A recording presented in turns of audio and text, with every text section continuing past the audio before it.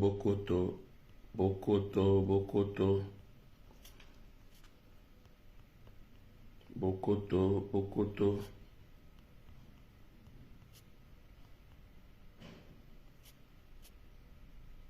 Bokoto, Bokoto.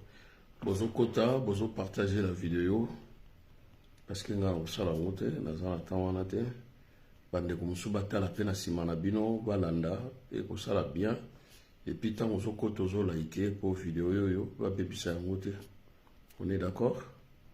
Alors, aujourd'hui, je vais essayer un peu de vous parler de la face cachée des jeux de francophonie. Voilà. Parce que Nayoki Bozoro va m'accommoder, mais ça me dérange un tout petit peu. Hein. Croyez-moi, ça me dérange. M'accommoder, Bolobarata, Union Songa, il est de la Rangandelo. Ma solo mingi bobeta kawana nous Congolais. On a le bas voté. Nous Congolais, y compris moi, dans la carte. Mais toi, ko sangisa malala nyonso akopola esika mogote. Bambuma kopola esa bambuma kopola. Masolo bozako beta, moi ça me dérange un tout petit peu. Comme il faut surpasser et je ne comprends pas mais Congolais à ndenge nini. Pour combattre à niveau yo ya makambo boy. Chers amis, chers compatriotes, je vous salue, voilà, de par le monde, là où vous vous trouvez maintenant, je vous salue, je vous dis bonjour ou bonsoir, ça dépend de l'ère où vous me suivez à cet instant. Alors, aujourd'hui, je vais vous faire une petite révélation de la face cachée de jeux de francophonie. Donc, il y a des choses que vous ne maîtrisez pas, il y a des choses que vous ignorez vraiment. Les Londais, il y a ma solo, to solo la moquée, pour la face cachée. Il y a Jeux olympiques. Parce que vous ne posez pas de questions. Et le ko boye pour la ligne. Et le kambo boye pour la ligne. Et le ko pour la ligne. Allez, boye ko kocha batona babu zoberi. Bu zoberi moko ezanga moto na makolo. Boye ko kocha bisonios. Alors, pour commencer d'abord, jeu de francophonie, c'est une distraction créée de toutes pièces par la France pour consolider la relation politique et diplomatique et économique dans les pays oyo, balobaka français, donc le pays francophone. C'est un jeu, c'est une organisation, et ça n'a pas na makoloté, et qu'on produit le locomoté, Gola Nostra, je te salue là où et qu'on produit le locomoté dans les pays francophones, et qu'on met le locomoté. Vous comprenez? Alors, Ezali, Jemoko, Ezana Tinate, vous avez déjà beaucoup de jeux. La discipline nyonso wana oyo batie na francophonie ezali connoté na organisation internationale nesi bale bobeti signature ya FIFA ezala katité vraiment congolais ne to bima na busoba wana mokolo nini biso ba africain bouti déjà na coupe du monde et koki binoté. Boye suna buzo voyager à francophonie. Boko gagner nini? Boko zwa nini e sala binoni? Ezali pona ko consolider la langue française à travers le pillage au France à sala en Afrique. J'ai à francophonie. Et vous avez vu ezana ba coulisses moko leki na se oyo congolais moko ayebite sauf nga. Ah. Omoni Mbongo et Bimi, le gouvernement qui manque l'argent pour envoyer à l'est du pays et motiver les soldats, babengana banguna. Mais le gouvernement a mbaramo akomi na Mbongo, ya ko réhabiliter ba stade, ya ko tonga ba hôtel na ba conteneur, ya ko laisser batu ba uti libanda plus de 3000 personnes pendant 10 jours. Ça vous dit rien? Vous savez, à une époque comme ça, à l'époque de Nicolas Sarkozy, lorsqu'il a fait son passage dans le Parlement à Congo, pour nous expliquer que le Congo est très grand et très vaste, nous devons aussi, nous Congolais, donner une portion de terre et de richesses à nos voisins, particulièrement le Rwandais. Vous voyez, la période où Sarkozy a eu une proposition, et la France avait voté plus de 6 milliards pour investir dans 2 pays africains. À l'époque, c'était le Maroc, Batia TGV. On a Tanger Med à Casablanca. Mais na Congo, 3 milliards va investir na kati Il y a parc, il y a Virunga, où ils ont la forêt équatoriale. Pourquoi investir dans Katia Park? Parce qu'il y a du pétrole, il y a de l'or et il y a du coltan. Alors, bango bali va investir nini na Katia Park wana. Vous voyez qu'il y a un groupe des Américains, il y a des experts américains, basana Katia Park wana tilelo. Bango bazali du moins sécurisé par les Rwandais, les Ougandais et les Congolais. Mais babrako bato mosusu bali ba garde forestière bango bazako égorger bango po ba mona makambo ezoleka na kati ya forêt te. Et loko nini bazako sala kuna na kati ya forêt bato wana.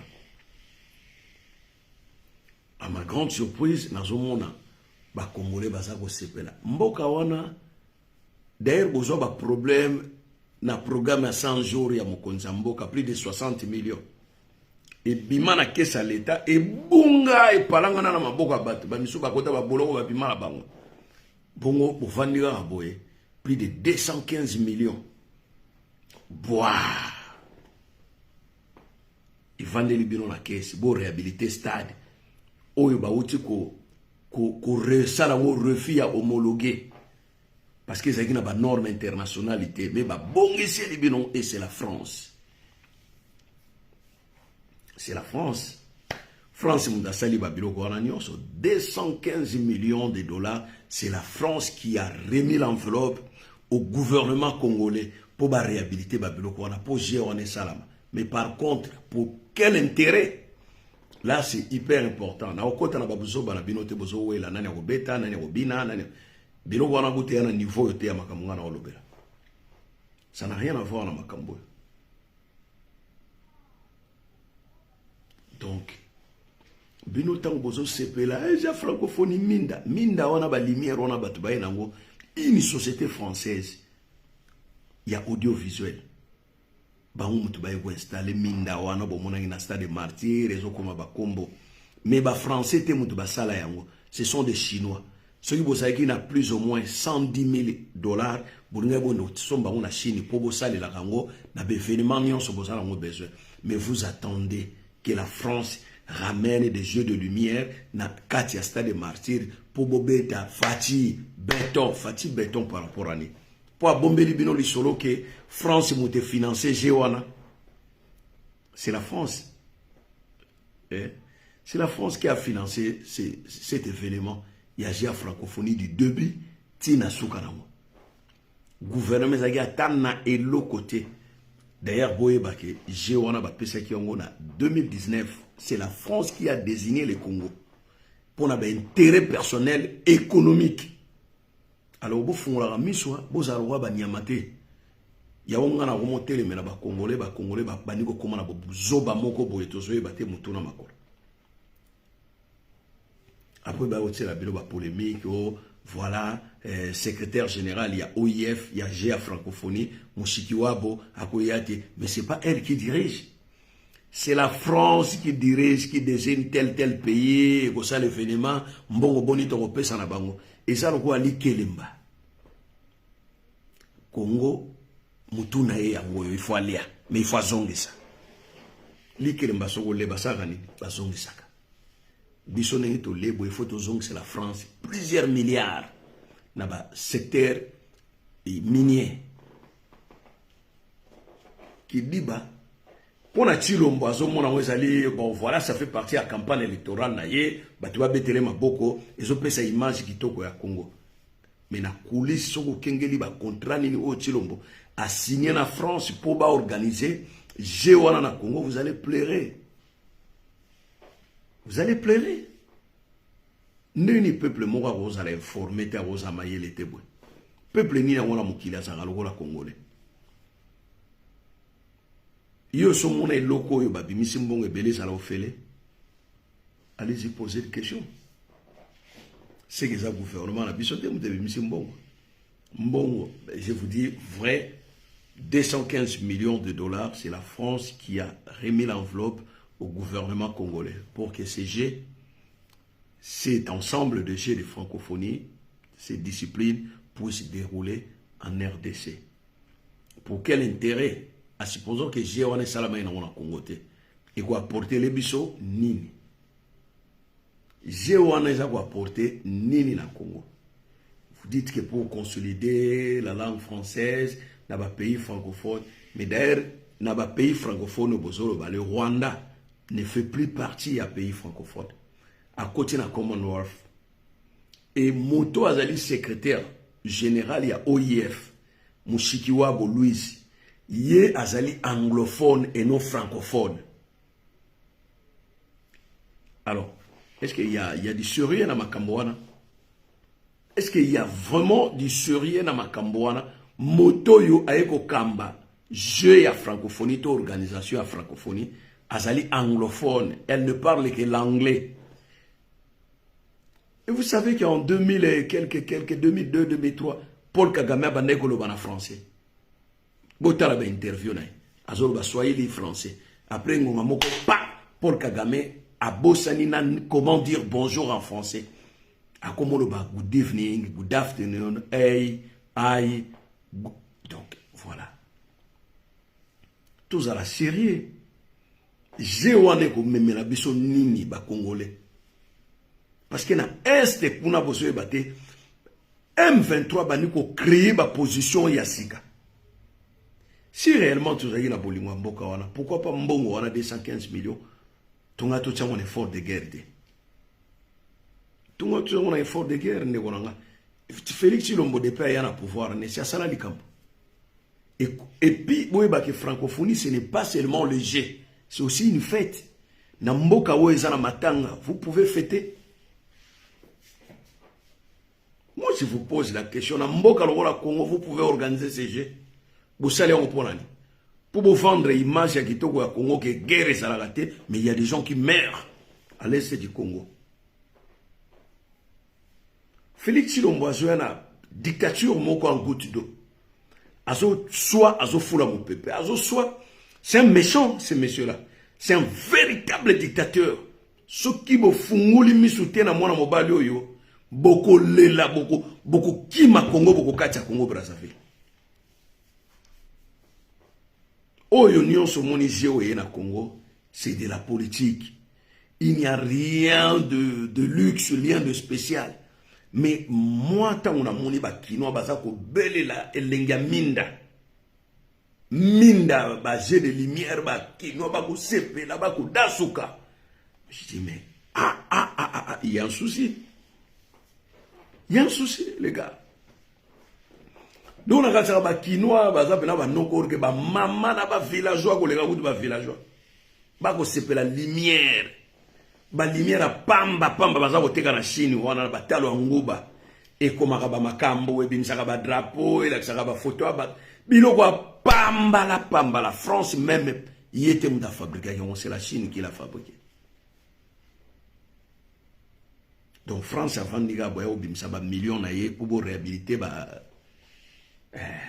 au moins il y a bon à France espère français bazaki na kati wana ba détournement salamité bon moni ma union solenge l'équipe mais so il y a trésor public congolaise au capital caméra bukia ye mukua muya ya bukia ye mukua kaza dia bukia ye mukua ye moko Tshilombo tikali na nyonso Mokonza yiba te ba yibela kaye.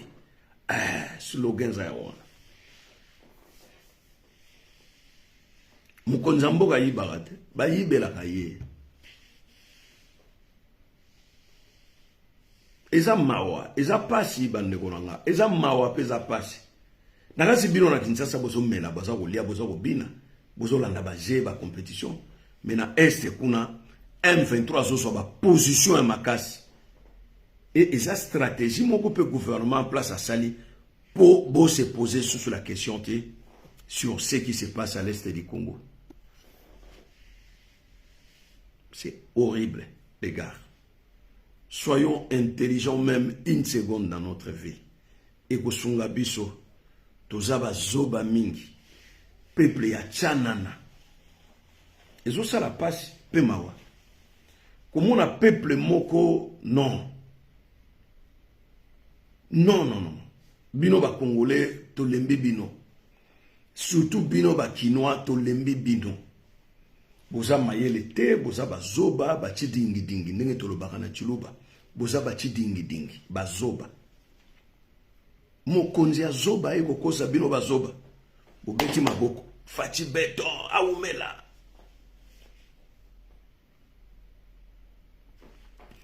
discussion fati azalaki na ngwawa lors ya passage ya Macron na Kinshasa alobi que non voilà esengeli kopekisa ministre na bino ya affaires étrangères Pierre Vaillant alobaraso ba makambokeo ba pouvoir ya Afrique ezali ba deal moko africaine ezolega na nenga ba africain il faut bonora ka pe biso soki to sali ba élection na biso mokonzi abimi président il faut bo pesa ka ba félicitations bo critique ka yete et Macron alobi nini alobi Félix yo ngoko tshanga na dossier wana est-ce que ebi effort nini au France a salaki po yo comme président nien abelina bimisela yo ebombana nien chilombo monoko tswa. Alors kokengela discussion wana pe kotala na démarche nini France azosala na ekeke otozoke na élection parce que basali yango pona linga osala te c'est la France qui a financé ba réhabilitation à ba stade wana na ba site wana ya sika c'est la France qui a remis 215 millions de dollars américains au gouvernement congolais basoko sabino ko gouvernement congolais siko ebimisi ba mbongo pona nini basoko sabino nengwana pona nini gouvernement se bimisa mbongo esali likama malunga esibo monango banda Tshilomba koma président il y a 5 ans gouvernement wana se bimisa mbongo esali likamba malunga na mboka na esibo monango bosala ta mayele une seconde bandeko France a sali yango pona linga ko sala te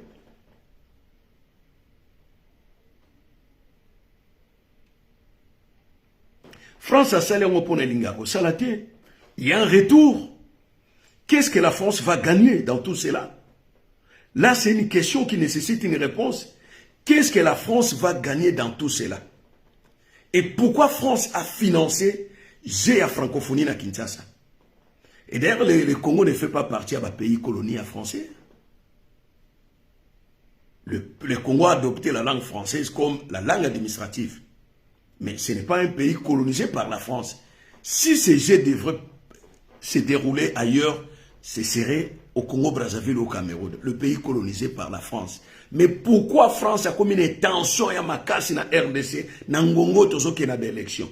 Et n'oublie pas que la France vient de perdre le Niger, où ils allaient poumon. Il y a uranium, il y a centrale nucléaire pour les courant, il y a France Mobimba. Ça, il ne faut pas oublier. Savez-vous que le Katanga regorge la plus grande quantité d'uranium au monde, qu'on quand même Niger, où il y a les premiers exportateurs, il y a uranium, il y a France. Il faut voir pourquoi France a banni quoi que la biso moi ngouba na monoko. Ça, c'est un beau amayele. Est-ce que vous voyez que France a financé l'élection il y a Tshilombo? Vous voyez bien Macron yaki et France a commis un système yaki nse quoi système ya mpoko azako soit ako fula mon peuple azo souffler oyo capacité lelo so inga google na yaki tena ebisabino ke moto abimisi mbongo pobo réhabiliter ba stade wana c'est la France bonga boyeba basoko sabino ke gouvernement mais c'est la France et puis lelo bozo sala ba débat moko idiot. Oui, il fallait moutabeta liboso. Il fallait faire. Vous voyez, moutou a salaki ouverture ya stade wana. Est-ce que vous voyez, aza ni Congolais, ni Mungala, ni Muluba. C'est une Française, une chorégraphe française. Yende mouta funguli ba je ya francophonie. Ba image wana ba bombe libino. Ba laksi bino ka ya Bill Clinton na fali. Mais il y avait une Française chorégraphe. Oyo a sali ouverture légale. France 24, c'est cette dame-là, la française, pour vous dire que Batubazo dirigeait l'événement, ce sont des Français à distance. Tout est téléguidé à distance à travers l'ambassade de la France à Kinshasa. Tous les l'autre côté. Ce qui France a quitté ton gâteau comme appelle à niveau yoté. Pour vous dire que ce pays, on a besoin d'aider Binoté pour développer. Parce qu'ils savent. Voilà, au bout de 6 mois, 7 mois, beaucoup de gens ont infrastructure. parce que ventre affamé na point d'oreille bisika nzale yali ekotinda bino kaka na sabotage na kuyiba makambo ebele mais ki muyibi esalami na stade ti lelo ki muyibi ezosala bazoyiba bato bamobayi bazoyiba bato basapato bamontre lelo la police abetaki ntangwa o bachange chef ya la police de Kinshasa baza kuyiba bato kidnapping ezosala ti lelo.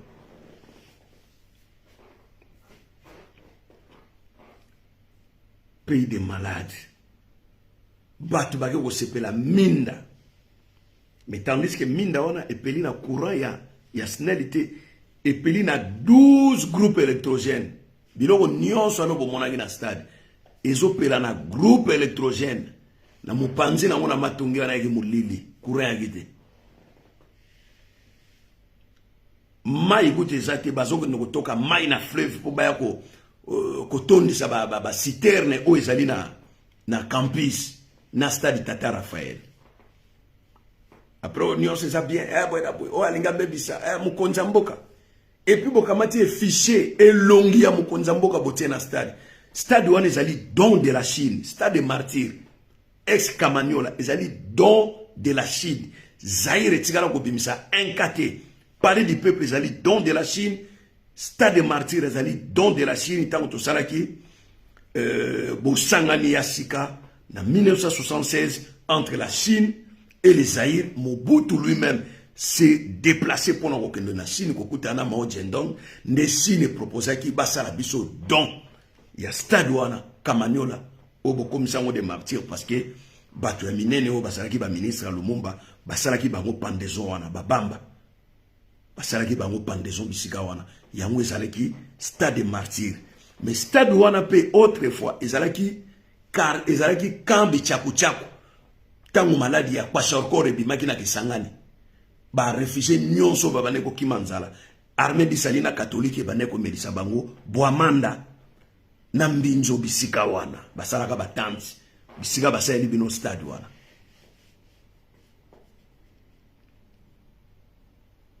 Alors moi ça m'étonne boso putana o faire o fallait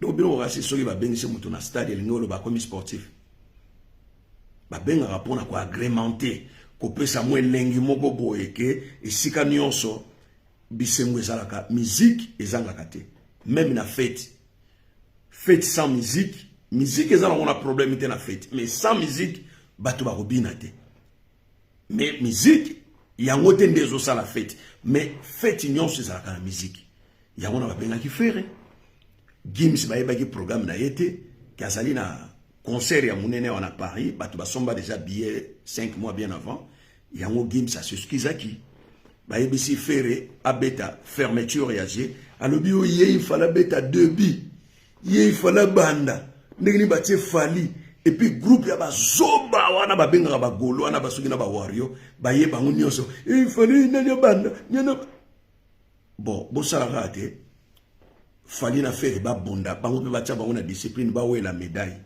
pour ba participer na G bo bazoba G wana eza ya musique te eza ya musique congolaise te ni musique française te musique ezali wana pona ko agrémenter ko pesa mo elengi moko batu baza na moi zone moko attractif batu bazobina bazosepela ambiance ezala parce que mokonzi alobi ce n'est pas seulement jeu de sport mais c'est aussi une fête au moment où on a est du pays batu baza ko égorger bango mitu mais mokonzi aza ko sepela fête na Kinshasa la capitale.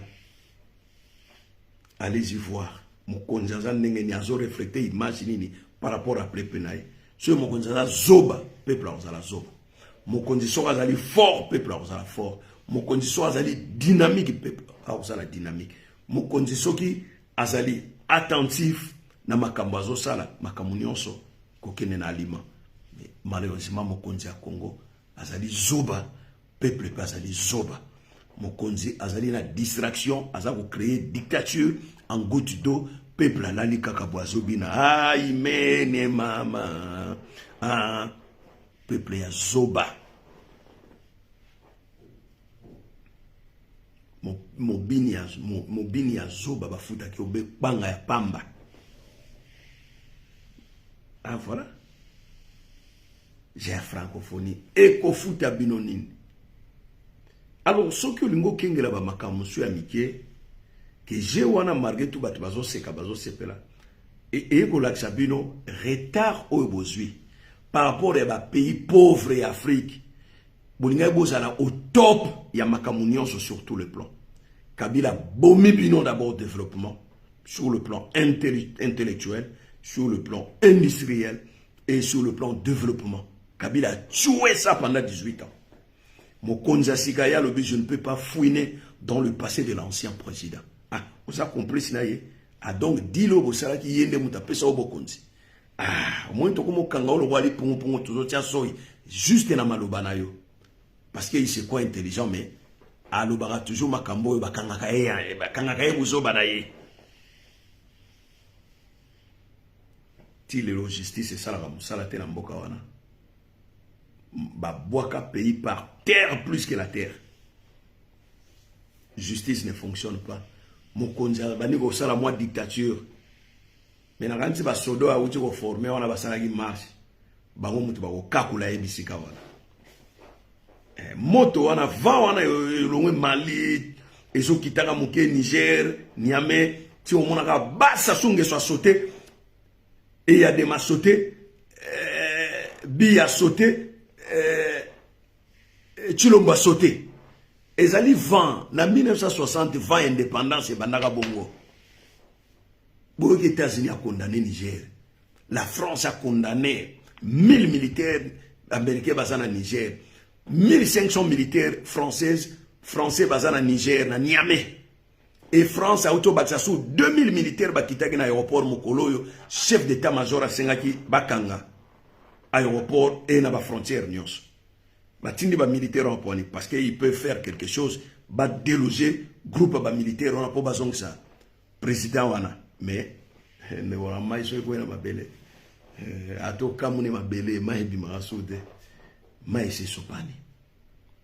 Et ils allaient défaite à monene na niveau Sahel pour na pays le la France à perdre Niger poumon ya uranium o alimentaka ba industrie électrique nyonso ya France au lieu de ça na mindabo uranium ba yiba ngo fele ba pesa ke lokote ndenge basala na Total Énergie na Congo Brazzaville na Ponton baza ko exploiter baza ko foutre lokote pour Sassou Sukaka vanda wana na détruiment ba congolais et tala Sassou Nguesso nenga sepela kaza na pouvoir on lui pose la question que yo baniko préparer mon anneau cristal pour remplacer oh non la question n'est pas à l'ordre du jour tala nyama ya pamba ndengo wana Sassou Nguesso nenga zo sakana ba Brazzaville ebisi bino Chilombo baniko kwa kila bino dictature ndambo ako swabino ako fola mopepe. Et pourquoi comme on a que ce qui j'ai à francophonie ici Baba Guinée c'est-à-dire là ba mission ba robeta te ba robeta yemo ko Chilombo ko financer bango il faut pas distraire bino de plus en plus pour botika na ba zoba o ya zo sala molili bino bo monate so na ngo bimsela bino ba mabomba miote ya makamba France parce que France a une intention à exploiter uranium na biso ya Katanga. France a une idée d'exploiter forêt na biso équatorien plus ou moins na parc Virunga. Il y a de l'or, il y a du pétrole à gogo pour les Arabie Saoudite. Ça, France a pardonné, a frappé très fort. Na mutologo la Chilombo a cédé.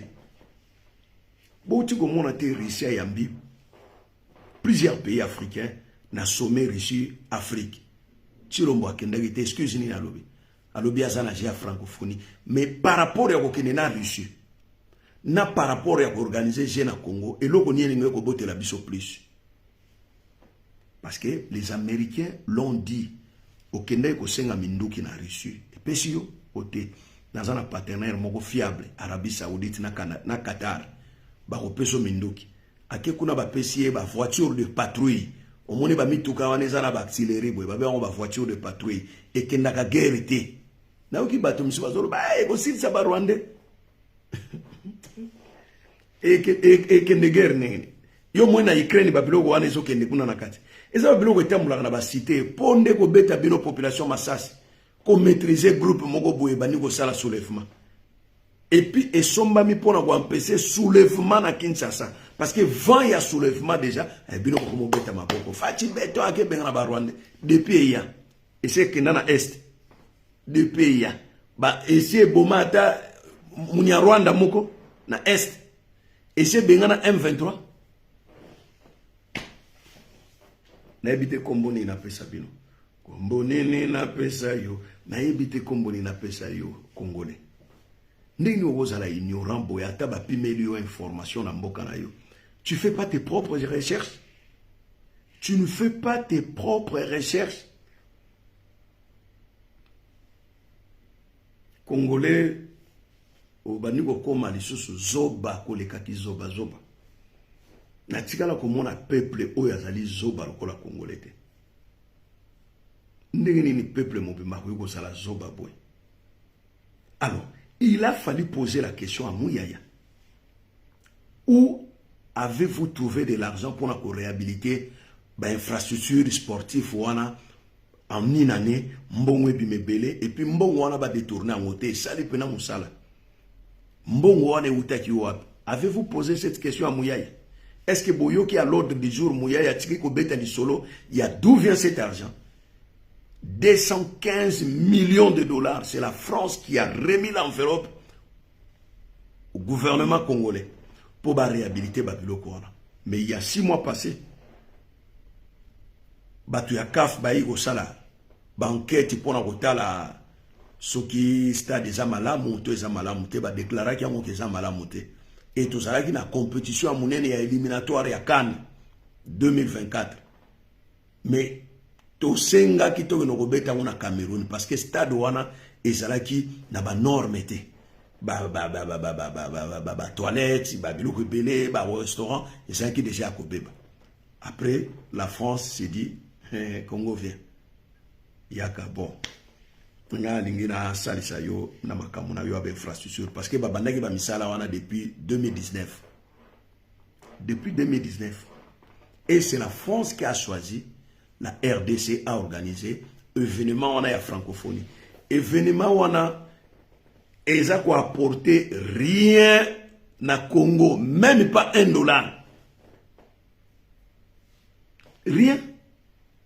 Et aussi la nango komona eloko moko pe ko salamate. Et aussi sa guerre te à est du Congo. Et ko changer conditions de vie à ba Congolais te. Et ko kotisa ba millions te na caisse à l'État. D'ailleurs, c'est gratuit. Yo so moné loko ba bimseli mbongo ebele ça la gratuit. Vous avez déjà vu ça? C'est qu'il y a un souci. C'est qu'il y a un souci eloko moko ezo bata mwana bazoni nga ko bimsela binote. Après, bâtir fichier à mon nene ya Yechilombo, liboso stade. C'est comme si stade de martyr yem tatongango. Ato le babongo. C'est comme si azana sonité qui a que nous fichier na ye longi na ye liboso stade de martyr. Sur trentaine de disciplines au ezo sala makuna. 28 disciplines ba Congolais bazo pola. Touti ko sala ko bundana nini lit ya basi. Na Camerounaise moko boy ba beti biso 10 match ya football to beti contre Benin ba niati biso mibale. Match ya basketball to beti contre Roumanie ba niati biso 18. Bozana discipline moko te oyo loba botika na danse côté ndombolo wana bina bwana pays moko te olonga bino côté sapologie Boui vous en a conquérant mon kaka Congo Brazzaville. Bah on va avoir argent bino bozu or. Mais bah discipline ou étigalé. D'ailleurs les athlètes ne mangent pas bien. Moutalière a bientôt à laisser ça qui a l'os au mokolomoko et zalaka. Incroyable. Après bazoko sabino na makamuna bango o Louise Mushikiwabo akoyate matindi secrétaire na ye. Qui dit secrétaire na ezana yete? Mukuni bofuma. Bakomi au Rwanda tikala ozana problème tena Congo ne konangaye. Mukolo Congo e koma na problème na Rwanda to ko couper ba relation diplomatique na konangaye. Bobi lo oni elega na Rwanda na Congo na ambassade ya Rwanda. Bobi ke pose visa ya Rwanda. Il faut que nous resons na Congo Brazzaville. Bobi te.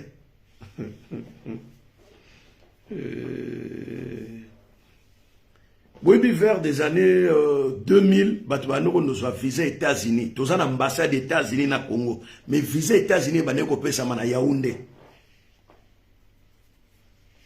C'est-à-dire, batindi okuna. Au sein de l'union sur l'ambassade des États-Unis, nous avons visé au Zongo na Yaoundé. Après, nous avons fait comme na Congo.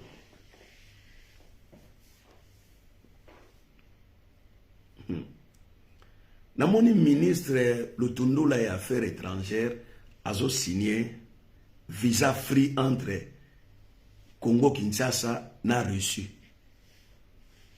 Quand la Tobano est Russie sans visa, so y a yébité dans le website. Tobano est Maroc sans visa avant, Algérie sans visa, Tunisie sans visa. Mais tellement crise et kota makasi na Congo, batu bakendaka aller simple, retour à raté. Batu wana bakanga ba frontière na bango balongola visa free.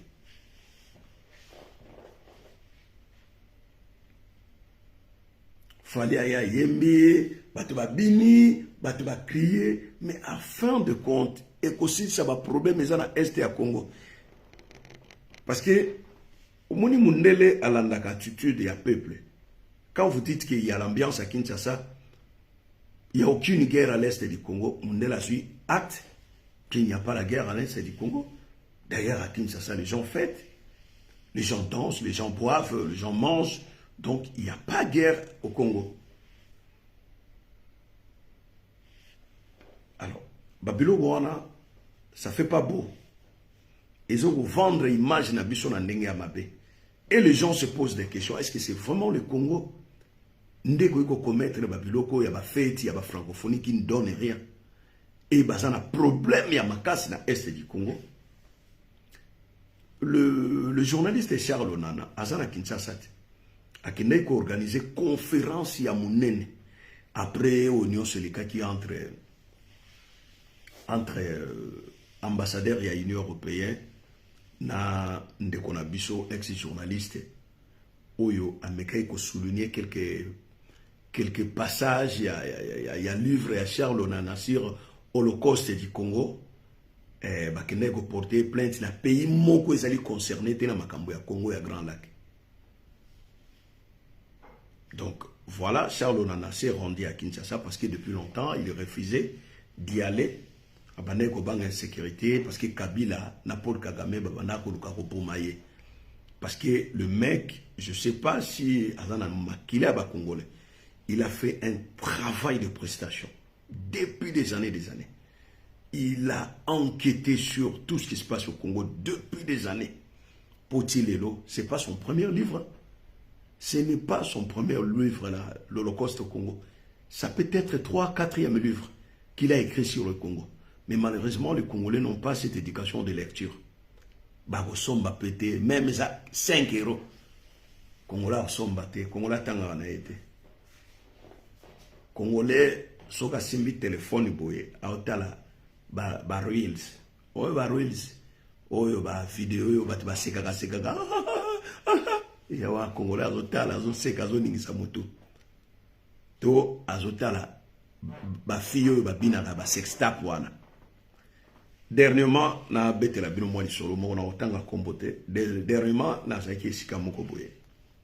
Na moni kolutu moko ya Google ni famille. Na bien moko bo boni. Abi bien Google. Bon, sombera ngana no bière na mela. Kabina sombero bière, o mela bière ni abi Heineken. Na sommelier Heineken na pesier. Bon, to bando solo mo muke.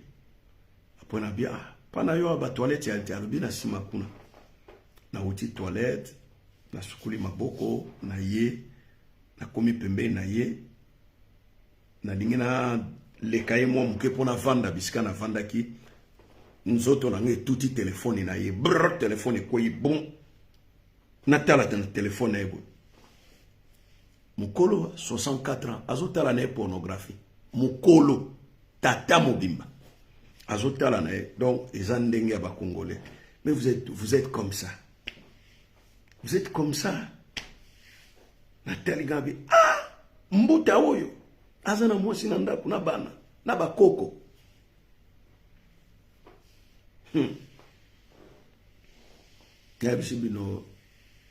Tout fond la mise, chers amis, chers compatriotes. Tout le monde a bozoba. Tout le monde a distraction. Moto abetio mbatao avimbisio litama. Aiko pesa oli lala. Yozo we laka lilala mais ozota la souffrance ezana monoko na yote. Le Congo est assiégé par des forces négatives, les gars.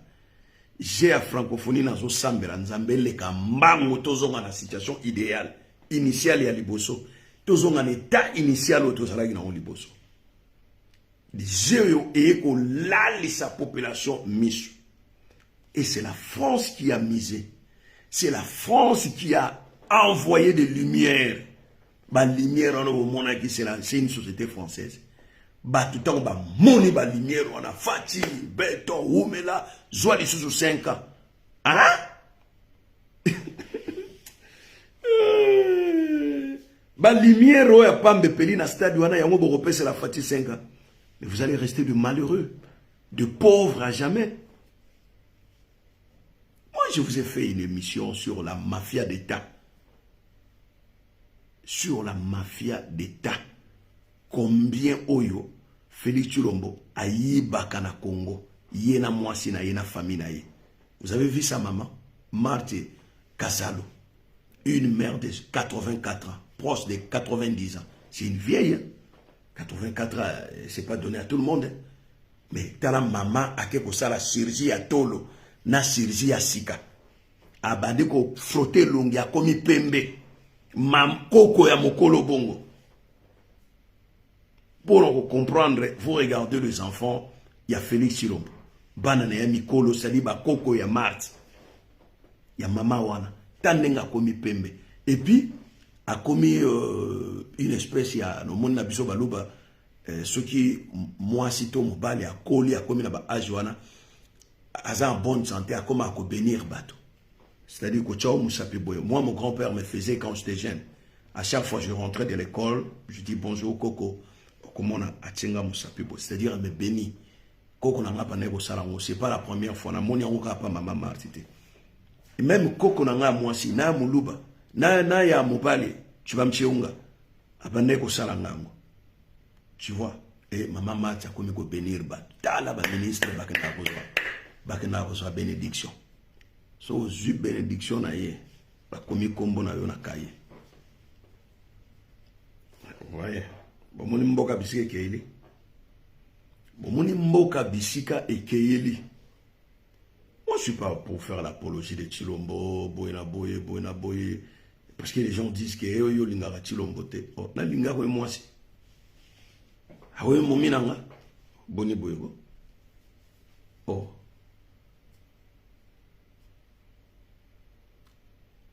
Tshilombo s'est fait dictateur de plus en plus, que vous ne constatez pas. Abandi komitia na rang ya ba dictateur. Abandi ko réprimer ba marche, ko kanga ba opposant, parce qu'au départ il disait quoi?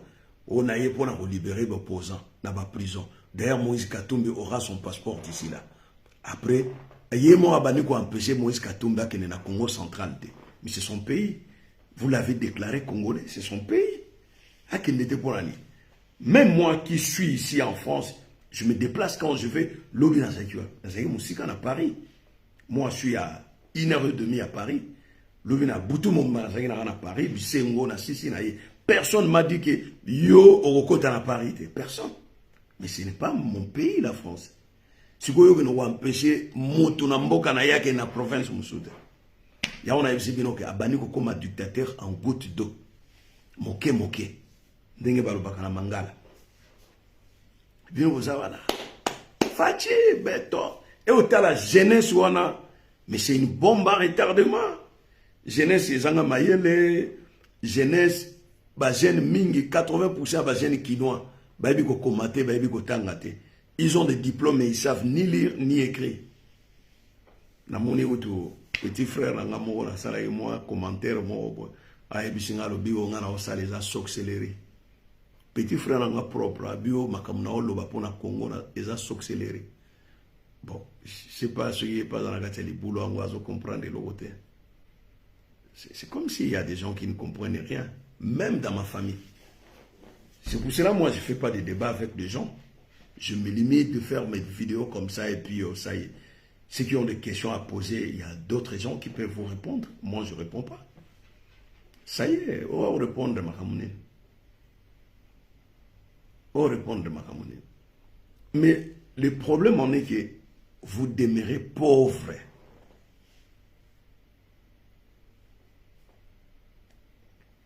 Namona qui ndeko moko aya komi asali publication moko alobi dit amen. Cette année ne finira pas, Dieu fera des miracles dans ta vie. Namona ngango na saki commentaire te na leki. Ezaki na ba 8h du matin après 16h Natala boy. 32 000 amen.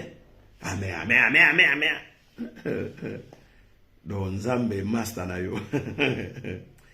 On a un piaka na yo, ça la logoté, tu travailles pas, tu demandes à Dieu, tu n'as jamais reçu, mais tu continues à demander. Il faut être idiot. Il faut être idiot. Tu demandes à Dieu aujourd'hui, demain tu demandes. Dieu n'aime pas des mendiants. Dieu le Père, le Créateur de l'univers et de la terre, n'aime pas le mendiant. Aller travailler. Voilà, mon abazo, fais un commentaire. Je m'en fous de tout ça. Je m'en fous. Vous n'avez pas vécu. Hein? Moi, je suis né à Kinshasa. Je suis Moulouba, mais né à Kinshasa, grandi à Kinshasa. Natif de Matongé. J'ai vécu. Je connais Kinshasa comme ma pomme de main. Il n'y a pas deux Kinois qui maîtrisent Kinshasa plus mieux que moi. Je vous dis vrai. Je vous dis vrai. J'ai fréquenté le plus meilleure école de Kinshasa, à Gombe. Il n'y a pas deux Kinois qui maîtrisent la ville de Kinshasa plus mieux que moi. Il n'y en a pas. Même tout ça, on a une discussion à Kinshasa. Au moins, on n'a pas à Katania Tikale. Pas à Katania Tikale. Moi, j'ai vécu. Na mona battu belé, batu. Ba Bouddha, ba Wallace, ba Niarkos.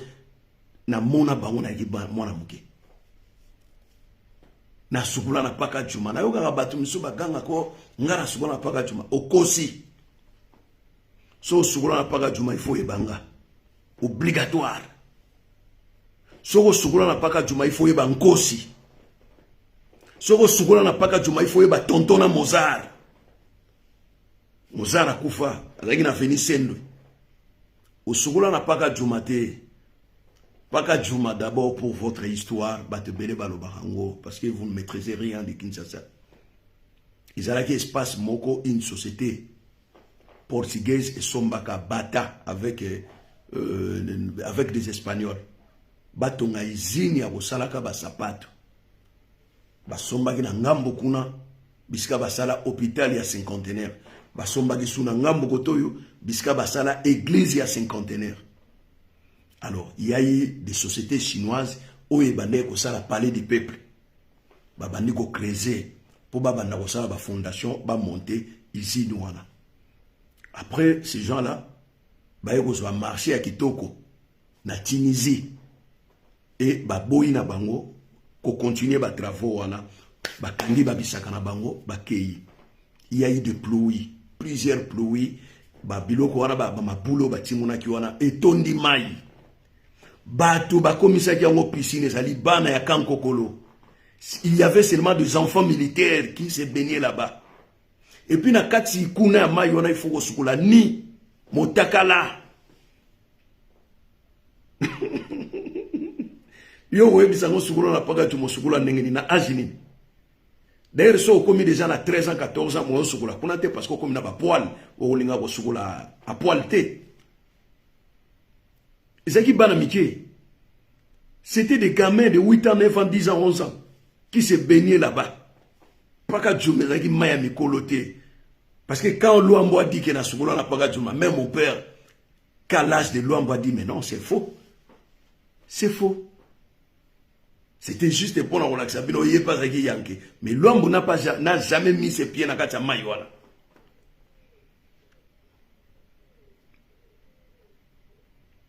Et d'ailleurs, Maïwana Pakadjouma, ngoma ya bima nyoka bima kuna le batu bakimi ezalaki so boye à l'époque ezalaki na bambile sobe bobalina na bambile sobe bolé bambile sobe bozoluka bambile sobe tela bolé après botimoni mabulu bolongoli ba chemise na bino na ba kilote bobombi na se ya mabele boke mitakala ni a poil tina mai bokebeta banzoplo yo ngaso lobe se wa para juma na okagle age na yo par rapport ya para juma na yo biso que non c'est faux na ok no musikate na okagle ka age na ona tuni otakela age o age wa bino sukula kuna te ona sukula te na go démontrer o makamuni on se yo la sukula te ça y est mai wale mai bana basoda yo no sukula kuna nene batu ba sukula kuna lega bana matonge na bana kasavu na bana lingwana parce que to bano fréquenter l'école moko to yebanaki mais bango bazoya na ba bulldog ba mbwa yo siko no sukula kuna nene jomo uda ina ipena ebisanga o ya nga sukula na paka jonga bite kuno ko chama kolote na ebisi bon pona kanga yo. Alors, Manassé Mwaka alobi ke paka jumezali secteur ya ba prostituée. Non, paka jumo na olobi sa wana te. Wana paka juma le longa na ebi amote. Na olobi paka juma kala wezaka ba piscine naturelle. Ba maziba. Betan o bisoto ba no ko sukula. Eza paka juma ba prostituée te. Joana ononga suwa para jinga bite kota la mayo na te yaya ona kota ngabina aneni ona 81 abiwa mona secteur ni o ipen ngabino tana 81 vini mesala maka boy mayo na bakanga ngona te periode boy avant nien ngabider mayo na kibana bana ya basoda kangokolo posukula kuna ifoza na camarade so ina ba Miroger to ina ba Benoît bana ba soda so to kei to vandi likolo wana to zo zera bango ta ba koya to beti bango ba siffler ba yebisi biso boya bango ba yana bamboa ba zo nukuta na sama bele ba zo ka solo ba kilote ba za ko timu na ba ko yiba biso ba kilote biso mo musu to zonga mitakala na mulili to zo ya kwen ya miri mitakala mirwa to gibana mikesi to sote miri to koti to gela ta ba kilote na ndako. Pour les gens qui sont sur la maïwana, beaucoup si les abisika sonika futa tonga amphithéâtre na maïkalam. Ceux qui sont na maïkalam beaucoup si gona piscine ya funa. Pour nous longola kubuka nyonso ezana bino na nzoto.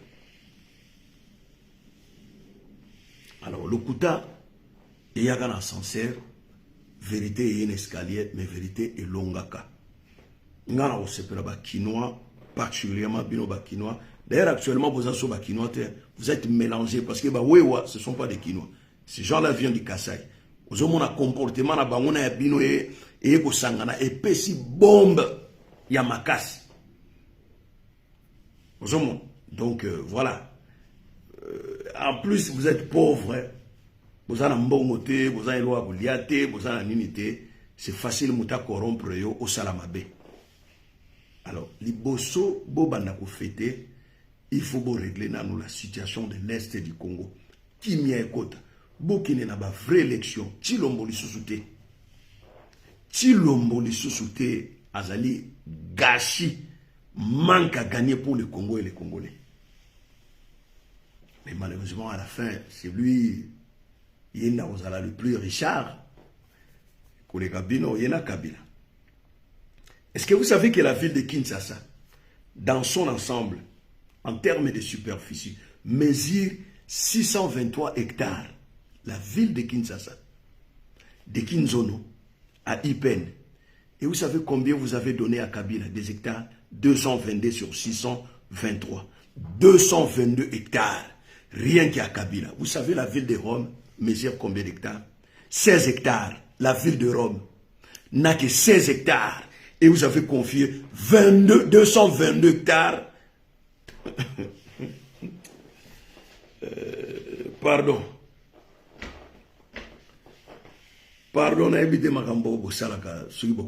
nous devons d'abord abolir la constitution congolaise avant de redresser le Congo. On abolit d'abord cette constitution. Ils sont toxiques. Constitution en les alliés B. C'est du poison pour les Congolais. Il faut tout abolir ça. T'organiser référendum. Après référendum, tu voter Mibeko Yassika. To longwa na ba makambo wana. To nyoka mingi to fungula misu. Soki to ko fungula misu te etali biso.